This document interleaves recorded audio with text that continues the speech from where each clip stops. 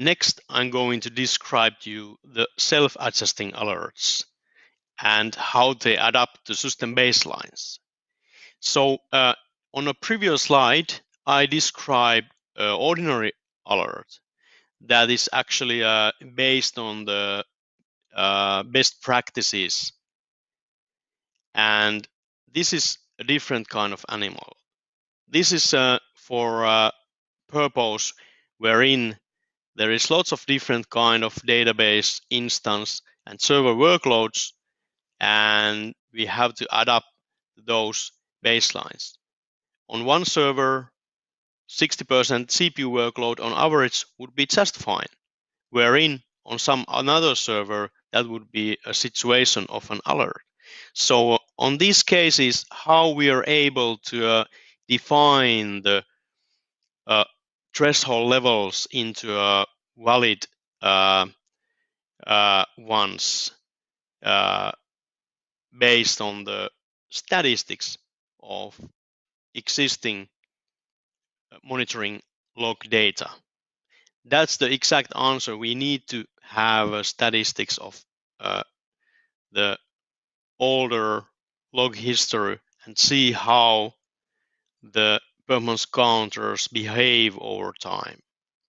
One simple mechanism would be that, for example, if we have a average CPU consumption on a 2-minute interval that we want to track on performance counter for the SQL Server instance, we take an average and then we take a maximum value and we take average of that. So we take an average of average and maximum, and we get an warning level there. And how then we would define alert level?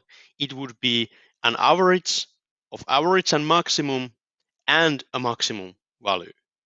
So in this way, we easily define the levels that are deviating enough from the ordinary values.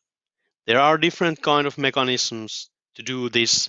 We could use a Gaussian curve to define these different threshold points, or we would use some more advanced mathematics to do that stuff.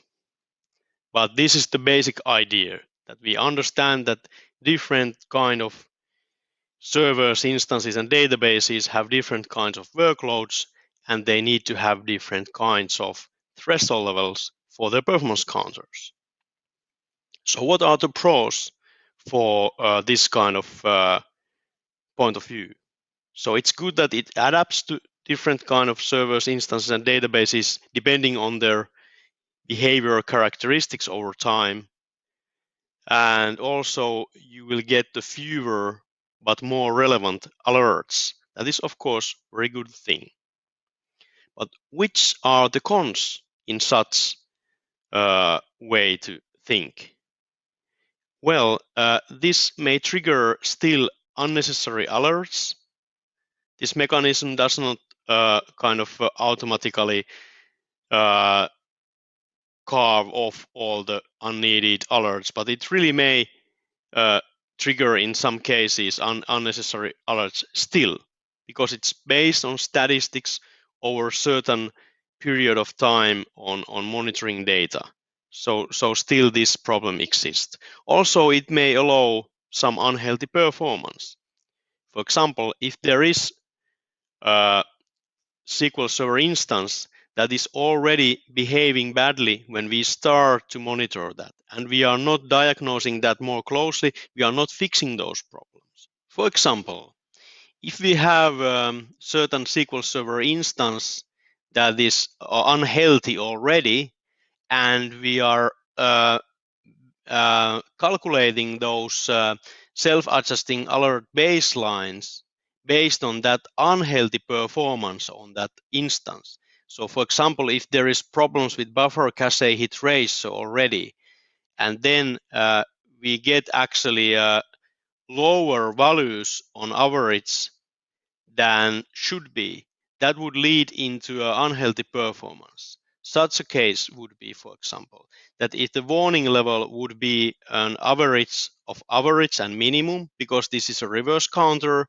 So if that number would be, for example, 90, and then what comes to a alert level, that would be average of average and minimum, and the minimum, that would be, for example, 80. So this means that actually on that particular server instance, the more poor performance than typically allowed is then allowed on average, because the server instance itself was not first fixed, and then those baselines would be taken, and that would be just fine. If this server instance is critical for the business, it wouldn't be the optimal result to use such of counter alerting mechanism here in this particular case.